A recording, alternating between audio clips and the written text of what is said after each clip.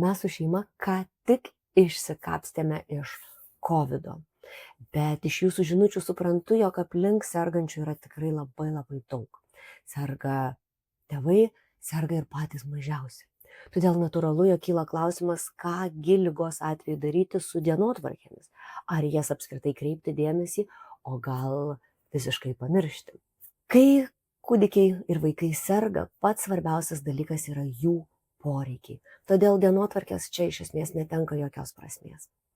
Jas galim mesti per langą ir keliauti su tuo, ko reikia tuo metu kūdikiui. Visai nesvarbu, jog pamiegosite poguliui daugiau. Kai kurie kūdikiai kaip tik ligos atveju miega mažiau, nuotaika yra prastesnė, bet galbūt anksčiau nueisite miegoti nakčiai. Ir tai visiškai neturi jokio skirtumo. Kai grįšite iš ligos į normalią būseną, tada grįšite į prie dienotvarkių. Na, o jeigu pradėjote mokytis užmigti savarankiškai, galbūt atsisakinėjate žindymo, vėlgi dabar nelaikas mokslams. Dabar laikas susivinioti į šiltą pledą ir tiesiog leisti savo pailsėti. Kas labai svarbu, kad ligos atveju kūdikiai gautų pakankamai skysčių.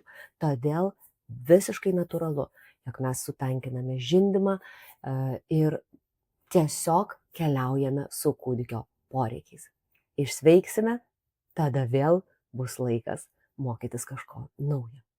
Taigi, būkite sveiki, o jeigu sergate, siunčiu jums visą glėbį sveikatos, kad kuo greičiau pasitaisytumėte.